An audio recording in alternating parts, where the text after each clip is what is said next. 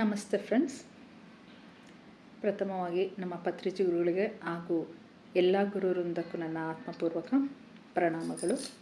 ಮೊದಲನೇದಾಗಿ ನನ್ನ ಎಲ್ಲ ಆತ್ಮಬಂಧುಗಳಿಗೂ ಹೊಸ ವರ್ಷದ ಆರ್ಥಿಕ ಶುಭಾಶಯಗಳು. ಹೊಸ ವರ್ಷ ಕ್ಯಾಲೆಂಡರ್ ಪ್ರಕಾರ ಜನವರಿ 2025.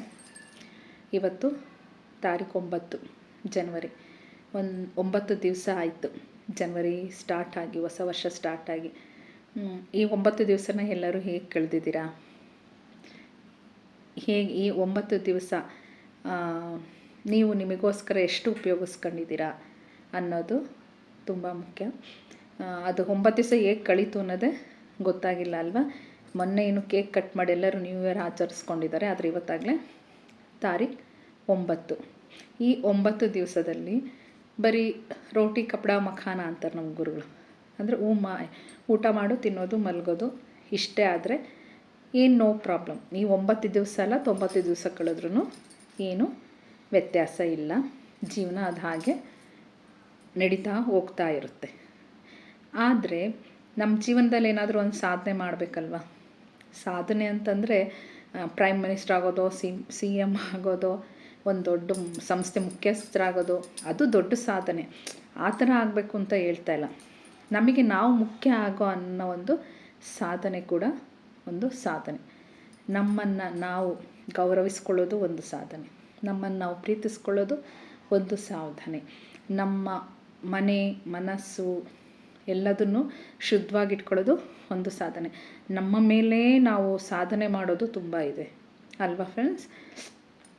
ಸೊ ನೋಡಿ, ಯಾಕೆ ಹೇಳ್ತಾ ಇದ್ದೀನಿ ಅಂದರೆ ನಾವೆಷ್ಟು ಮುಖ್ಯ ಅನ್ನೋದು. ನಮ್ಮ ಮನೆಗಳು ಎಲ್ಲಾದರೂ ಸರಿ, ಯಾರಾದರೂ ಸರಿ, ಬೆಳಿಗ್ಗೆ ಏನು ತಿಂಡಿ ಮಾಡೋಣ ಅಂತ ಕೇಳ್ತೀವಲ್ವಾ ನಾವು.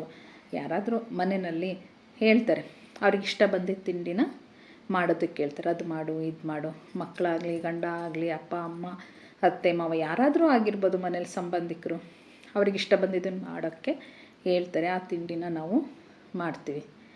ಯಾರಾದರೂ ನಿನಗಿಷ್ಟ ಬಂದಿದ್ದನ್ನು ನೀನು ಮಾಡು ಅಂತ ಹೇಳ್ತಾರಾ? ನಿನಗೇನು ಇಷ್ಟನೋ ಅದನ್ನು ಮಾಡು ಅಮ್ಮ ಅಂತ ಹೇಳ್ತಾರೆ. ಕೆಲವೊಬ್ಬರು ಹೇಳ್ತಾರೆ. ಆದರೆ ಅಲ್ಲಿ ನನಗೇನು ಇಂಪಾರ್ಟೆನ್ಸ್ ಅನ್ನೋದು ಅಂದರೆ ಅಹಂ ಅಲ್ಲ. ನಾವು ಇಷ್ಟ ಬಂದಾಗೆ ನಮ್ಮನ್ನು ನಾವು ಪ್ರೀತಿಸ್ಕೊಳ್ಬೇಕಲ್ವ? ನಮಗಿಷ್ಟ ಬಂದಿದ್ದನ್ನು ನಾವು ಜಸ್ಟ್ ಎಕ್ಸಾಂಪಲ್ ನಾನು ಹೇಳಿದ್ದು ಅಷ್ಟೇ. ನಮ್ಮದೇ ಆದ ಒಂದು ಜೀವನ ಅನ್ನೋದಿರುತ್ತೆ. ಅದನ್ನು ನಾವು ಅದಕ್ಕೆ ಬೆಲೆ ಕೊಟ್ಕೊಂಡು ನಮ್ಮನ್ನು ಫಸ್ಟ್ ನಾವು ಗೌರವಿಸ್ಕೊಂಡ್ರೆ ನಾವು ಬೇರೆಯವರಿಗೆ ಗೌರವ ಕೊಡ್ತೀವಿ. ನಮ್ಮ ಮೇಲೆ ನಮಗೆ ಕಾಳಜಿ ಇರಬೇಕು ಅಂತ ನಾನು ಹೇಳ್ತಾ ಇರೋದು. ನಮ್ಮ ಕಾಳಜಿ ನಮಗೆ ಬಂತು ಅಂತ ಅಂದರೆ ಎಲ್ಲರ ಕಾಳಜಿನೂ ನಾವು ತಾನಾಗಿ ಬರುತ್ತೆ. ಬದಲಾವಣೆ ತಾನಾಗಿ ಬರುತ್ತೆ. ನಮ್ಮ ಭಾವನೆಗಳು ಹೇಗಿರುತ್ತೋ ಹಾಗೆ ನಮ್ಮ ಬದುಕು ಇರುತ್ತೆ. ಭಾವನೆಗಳು ಬದಲಾಗದ ಹೊರತು ಜೀವನ ಬದಲಾಗೋದಕ್ಕೆ ಸಾಧ್ಯನೇ ಇಲ್ಲ. ಸೊ ನೋಡಿ, ಬದಲಾವಣೆ ಅಂತ ಅಂದರೆ, ಭಾವನೆ ಬದಲಾಗೋದು ಅಂತಂದರೆ ನಮ್ಮ ಜೀವನದಲ್ಲಿ ಯಾರೋ ಒಬ್ಬ ವ್ಯಕ್ತಿ ಒಂದು ತಪ್ಪು ಮಾಡಿರ್ತಾನೆ ಅಲ್ವಾ? ನೋವು ಉಂಟು ಮಾಡಿರ್ತಾನೆ ನಮಗೆ.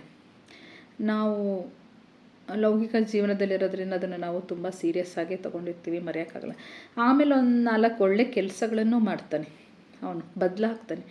ಆದರೆ ನಾವು ನೋಡೋ ದೃಷ್ಟಿಕೋನ ಇದೆಯಲ್ವಾ, ಅವನು ಅವಾಗ ಹಂಗಂದಿದ್ನಲ್ಲ, ಹಾಗೆ ಮಾಡಿದ್ನಲ್ಲ, ಅದನ್ನೇ ಇಟ್ಕೊಂಡು ಎಳಿತಾ ಇರ್ತೇವೆ ಹೊರತು ಜೀವನನ. ಸೊ ಬದಲಾಗಿರ್ತಾನಲ್ವ, ಅದನ್ನು ಒಪ್ಕೊಳ್ಳೋದಿಲ್ಲ. ಆ ವ್ಯಕ್ತಿನ ನೋಡಿದಾಗ ಏನೋ ಅದು ಒಂದು ಸಂದರ್ಭದಲ್ಲಿ ನಡೆದೋಗಿರುತ್ತೆ, ಮುಗ್ದೋಯ್ತು. ಅಲ್ಲಿ 2 ಕೈ ಚೆಲ್ಲಿದ್ರೆ ಚಪ್ಪಾಳೆ ಅನ್ನೋ ಒಂದು ಇದಿದೆ.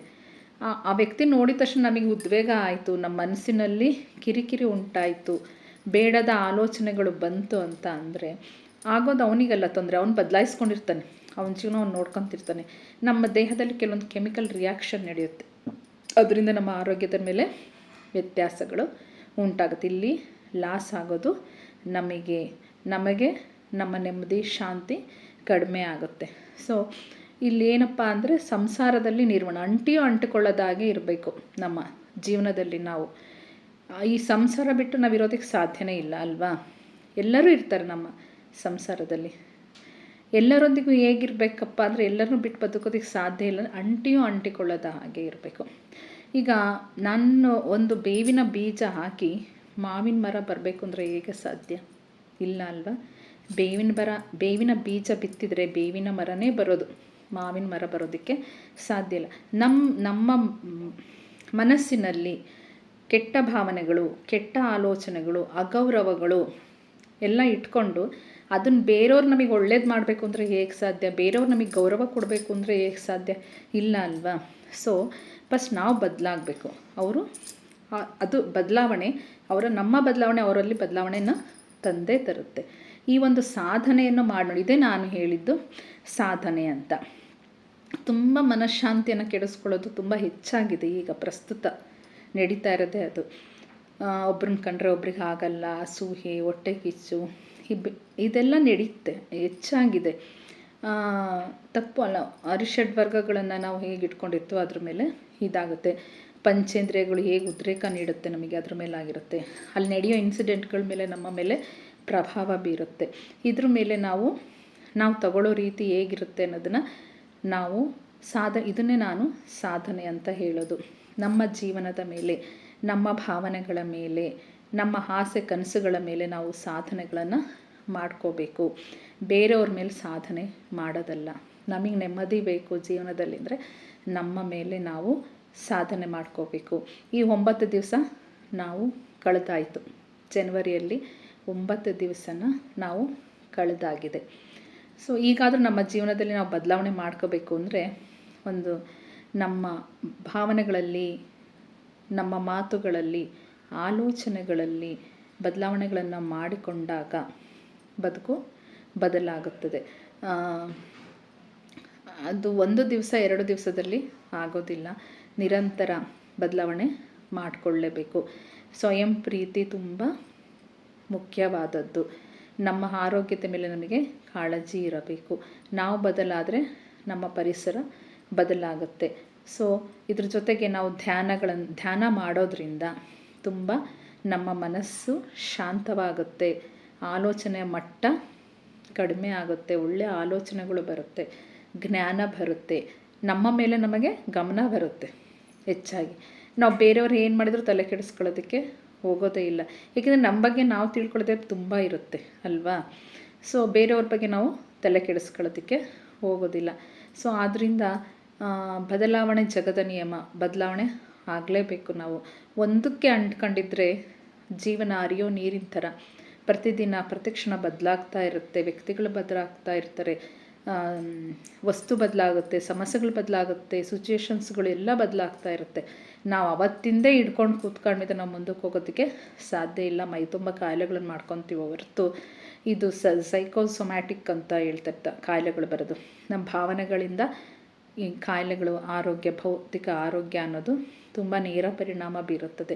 ಅದಕ್ಕೆ ಯಾವುದನ್ನು ಸಂದರ್ಭಗಳ ಮೇಲೆ ಅದು ನಡೆದೋಗಿರುತ್ತೆ. ಯಾವುದಕ್ಕೂ ಅಂಟಿಕೊಳ್ಳದೆ ಧ್ಯಾನ ಮಾಡುತ್ತಾ ನಿಮ್ಮ ಕೆಲಸಗಳನ್ನು, ನಿಮ್ಮ ಪಾಲಿನ ಕೆಲಸಗಳನ್ನು ಸಂಸಾರದಲ್ಲಿ ನಿರ್ವಹಣೆ ಅಂತೇಳಿ ನಮ್ಮ ಪಾಲಿಗೆ ಬಂದಿದ್ದನ್ನು ನಾವು ಅದನ್ನು ತಗೊಳ್ಳೇಬೇಕು. ಅದನ್ನು ಪಾಸಿಟಿವ್ ಆಗಿ ತಗೊಳ್ಳೋಣ. ನನಗೆ ಯಾಕೆ ಹಿಂಗಾಯಿತು, ನನಗೆ ಆಗಬೇಕಿತ್ತ, ಈ ಥರ ಎಲ್ಲ ಅಂದ್ಕೊಂಡು ಹೋದರೆ ಅದು ಸಾಧ್ಯನೇ ಇಲ್ಲ. ನಮ್ಮ ಪಾಲಿಗೆ ಏನು ಬರುತ್ತೋ ಅದನ್ನು ಬುದ್ಧಿವಂತಿಕೆಯಿಂದ, ಜ್ಞಾನದಿಂದ ಅದನ್ನು ಪರಿಹಾರ ಮಾಡ್ಕೊತ ಸಂತೋಷವಾಗಿ ಮುಂದೆ ಹೋಗೋಣ ಅಂತ ಹೇಳ್ತೀನಿ ಮಾಸ್ಟರ್ಸ್. ಫ್ರೆಂಡ್ಸ್, ಎಲ್ಲರಿಗೂ ನನ್ನ ಆತ್ಮಪೂರ್ವಕ ಪ್ರಣಾಮಗಳು. ಹಾಗೆ ನ್ಯೂ ಏಜ್ ಸ್ಪಿರಿಚುವಲ್ ಮೂಮೆಂಟ್ ವೇದಿಕೆಗೆ ನನ್ನ ಧನ್ಯವಾದಗಳನ್ನು ತಿಳಿಸ್ತೀನಿ. ನಿಮಗೆ ಈ ವಿಡಿಯೋ ಇಷ್ಟ ಆಗಿದರೆ ಲೈಕ್ ಮಾಡಿ, ಶೇರ್ ಮಾಡಿ, ಸಬ್ಸ್ಕ್ರೈಬ್ ಮಾಡ್ಕೋತೀರಾ ಅಂತ ಅನ್ಕೋತೀನಿ. ಒಂದು ಜೀವನದಲ್ಲಿ ಒಂದು ಬದಲಾವಣೆಗಳನ್ನು ಒಂದು ವಾರ ಮಾಡ್ತಾ ಬನ್ನಿ. ಒಂದೊಂದು ವಾರ ಒಂದೊಂದು ಬದಲಾವಣೆಗಳನ್ನು ಅದ್ರ ಮೇಲೆ ಗಮನ ಇಡ್ತಾ ಬರ್ರಿ. ನಮಗೆ ಗೊತ್ತಿಲ್ಲದೆ ನಾವು ಬದಲಾಗಿರ್ತೇವೆ ಅಂತ ಹೇಳೋದಕ್ಕೆ ಇಷ್ಟಪಡ್ತೀನಿ. Thank you.